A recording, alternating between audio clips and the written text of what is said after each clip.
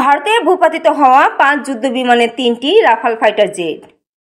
২০২১ সালে ভারতীয় বিমান প্রদর্শনীতে ভারতীয় বিমান বাহিনীর রাফাল যুদ্ধ বিমান দেখা যাচ্ছে।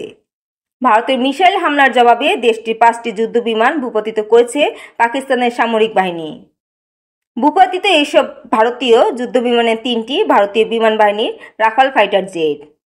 এছাড়া পাকিস্তানের হামলায় ভারতীয় একটি Su-30 যুদ্ধ বিমানও ভূপাতিত হয়েছে। পাকিস্তানের নিরাপত্তা সূত্রে বরাত দিয়ে বুধবার ৭ই মে এ তথ্য জানিয়েছেন সংবাদ মাধ্যমটি। বলছে, ভারত পাকিস্তানের অভ্যন্তরে একাধিক হামলা চালানোর পর পাকিস্তান ৫টি ভারতীয় যুদ্ধ বিমান গুলি করে ভূপাতিত করেছে বলে পাকিস্তানের সামরিক বাহিনীর মিডিয়া আন্তঃবাহিনী জনসংযোগ পরিদপ্তরের ISPR মহাপরিচালক লেফটেন্যান্ট জেনারেল আহমেদ শরীফ চৌধুরী নিশ্চিত করেছেন।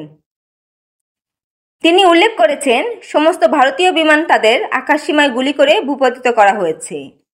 পাকিস্তানের এই প্রধান সামরিক মুখপাত্রের মতে, কাশ্মীরের নিয়ন্ত্রণ রেখা LOC বরাবর বর্তমানে তীব্র গুলি বিনিময় চলছে। তিনি আরও নিশ্চিত করেছেন, পাকিস্তান বিমান বাহিনীর PAF সমস্ত বিমান নিরাপদে রয়েছে। এদিকে পাকিস্তানের বেশ কয়েকটি নিরাপত্তা সূত্র জিও নিউজকে জানিয়েছেন, পাকিস্তানের হামলায় ভূপাতিত ভারতীয় বিমানগুলোর মধ্যে 3টি রাফাল ফাইটার জেট, একটি MiG-29 এবং একটি Su-30 যুদ্ধবিমান রয়েছে।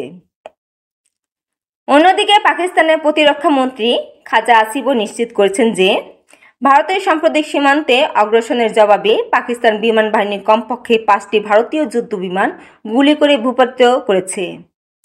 জিও নিউজের সাথে কথা বলতে গিয়ে পাক এই প্রতিরক্ষা মন্ত্রী বলেন, ভারতীয় বাহিনীর আক্রমণের তীব্র ও নির্ভুল জবাব দেওয়ার সময় পাকিস্তানে তাদের প্রতিশোধমূলক পদক্ষেপে শীর্ষস্থান অর্জন করেছে।